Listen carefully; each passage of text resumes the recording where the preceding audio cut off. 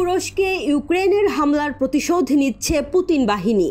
ন্যাটোর অস্ত্র উড়িয়ে দেওয়ার ভিডিও প্রকাশ করেছে রাশিয়া।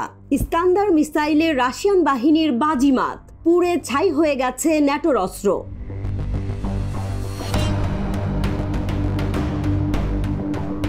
ইউক্রেনকে দেয়া ন্যাটোর অস্ত্র ধ্বংস করে চলেছে রাশিয়া। সুমিতে ইউক্রেনের অস্ত্র এবং সামরিক সরঞ্জাম শনাক্ত করে রাশিয়া। রাশিয়ান সেনাবাহিনী জানিয়েছে, প্রথমে তাদের ড্রোন কিয়েভের হ্যাঙ্গারের অবস্থান খুঁজে বের করে, এরপরই ইস্কান্দার ক্ষেপণাস্ত্র দিয়ে হামলা করা হয়।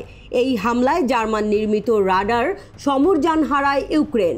স্থানীয় কর্তৃপক্ষ জানিয়েছে, ইউক্রেনের উত্তর পূর্বাঞ্চলীয় শহর সুমিতে রাশিয়ান হামলায় একটি কারখানা ক্ষতিগ্রস্ত হয়েছে।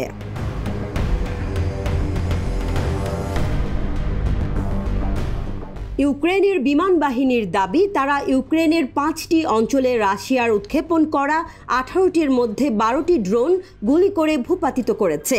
হামলার সময় রাশিয়া একটি ইস্কান্দার এম ক্ষেপণাস্ত্রও ব্যবহার করেছে। ইউক্রেনের সাংসদ মারিয়ানা বেজুগ্লায়া F-16 জেট দুর্ঘটনার বিষয়ে সত্য না বলার জন্য সামরিক বাহিনীকে নিন্দা জানিয়েছেন।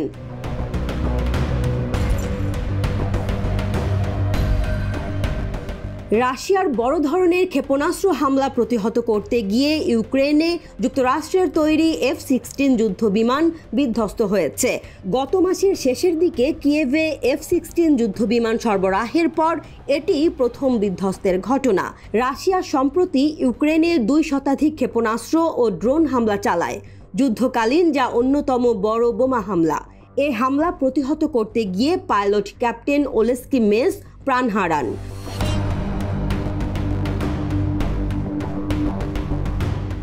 ওলেস্কি মেসের মতো অভিজ্ঞ পাইলটের মৃত্যু ইউক্রেনের জন্য একটি বড় ক্ষতি, কারণ তিনি F-16 চালানোর জন্য প্রশিক্ষিত ছিলেন।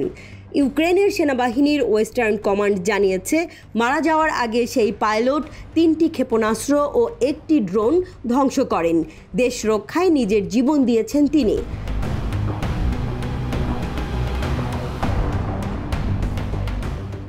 ইউক্রেনের প্রেসিডেন্ট ভলোদিমির জেলেন্সকি রুশ হামলা প্রতিহতে যুক্তরাষ্ট্রের তৈরি করা F-16 যুদ্ধবিমান মোতায়েনের কথা নিশ্চিত করেন।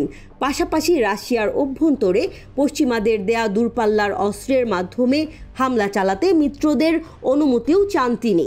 এদিকে রাশিয়ান বাহিনী ওডেসাতে ইউক্রেনের বিদেশি যোদ্ধাদের ওপর আক্রমণ করেছে।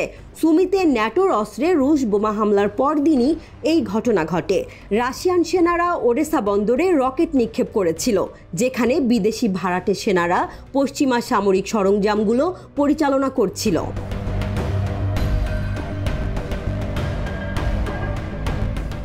রাশিয়ান আন্ডারগ্রাউন্ড ফোর্সের কর্মকর্তা সের্গেই লেবেদেভ জানিয়েছেন যে 20 জনেরও বেশি ভাড়াটে নিহত হয়েছে এবং প্রায় 50 জন আহত হয়েছে। 4 জন গুরুতর আহত ব্যক্তিকে হেলিকপ্টারে করে চিকিৎসার জন্য রোমানিয়ার দিকে নিয়ে যাওয়া হয়েছে।